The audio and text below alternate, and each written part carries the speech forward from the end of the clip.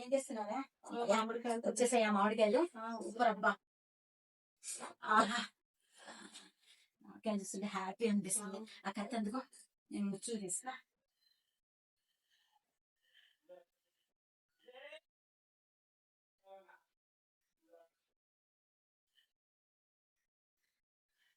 ఇన్ని కాయలు ఎందుకు అనుకుంటున్నారా?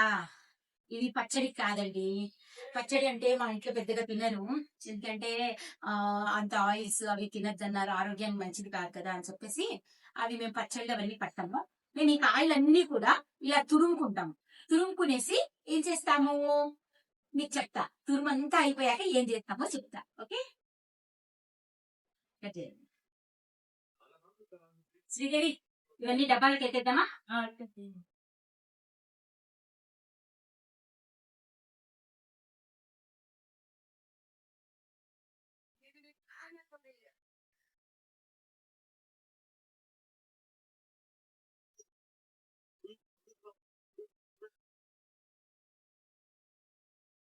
ఎందుకు ఇలా డబ్బాలో తీస్తున్నాం అనుకుంటున్నారా? ఏం లేదండి, మాకు మామిడికాయ పచ్చడి అంత పెద్దగా ఇష్టం ఉండదు. ఏదన్నా ఉంటే కొత్త ఆవకాయ అని కొంచెం ఎవరైనా వాళ్ళు వీళ్ళు వచ్చి తినేస్తే గానీ ఈ మధ్య మేము పచ్చడి పట్టడం మానేసాము. కాకపోతే ఈ తురుము మాత్రము నాకు మా వారికి అందరికి చాలా ఇష్టము. ఈ తురుము ఏం చేస్తామంటే ఇలాగ తీసి ఈ కాయలన్నీ ఇట్లా తురిమేసి ఇట్లా డబ్బాలలో బకెట్లలో పెట్టేసేసి చక్కగా మూత పెట్టి డీప్ ఫ్రీజర్ లో పెట్టేస్తాం. పెట్టేసి ఏమవుతుంటే సంవత్సరం మొత్తం మనకి దీంట్లో కొంచెం పసుపు కొంచెం ఉప్పు కూడా కలుపుతాము. ఈ తురుము కొంచెం పసుపు కొంచెం ఉప్పు వేసి కలిపేసేసి దాన్ని అట్లే ఇట్లా డబ్బాలలోకి ఎత్తేసి డీప్ ఫ్రీజర్ లో పెడతాం అనమాట.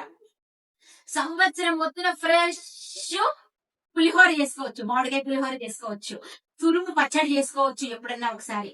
ఇదే కాకుండా నేనేం చేస్తానంటే ఒక 5-6 కాయల్ని ఇంత ఇంత ముక్కలు కోసేసి, మనకు ఆవకాయకి ఎలా కొడతాం చిన్న చిన్న ముక్కలు, అలాగ చిన్న చిన్న ముక్కలు కోసే ఇంత ఇంత ముక్కలు కోసేసి ఒక కవర్ లో వేసేసి దాన్ని మంచిగా టైట్ గా కట్టేసి డీప్ ఫ్రీజర్ లో పెట్టేస్తాం.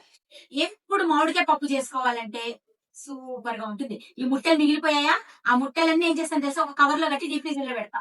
ఎప్పుడన్నా సాంబార్ చేసినప్పుడు లేదా పప్పు చారు చేసినప్పుడు ఎప్పుడన్నా మనకి రసం పెట్టుకోవాలన్నప్పుడు చింతపండు లేకుండా చింతపండు ప్లేస్ లో ఈ మామిడికాయ టెంకాయలు వేసుకొని చక్కగా రసం పెట్టుకోవచ్చు అనమాట. మామిడికాయలతో చెయ్యని పని లేదండి. సంవత్సరం మొత్తం మనకి డీప్ ఫ్రీజర్ లో ఉంటే ఫ్రెష్ గా అలా ఉంటది అనమాట. మీరు కూడా ఒకసారి ట్రై చేసి చూడండి, సూపర్ ఉంటదండి.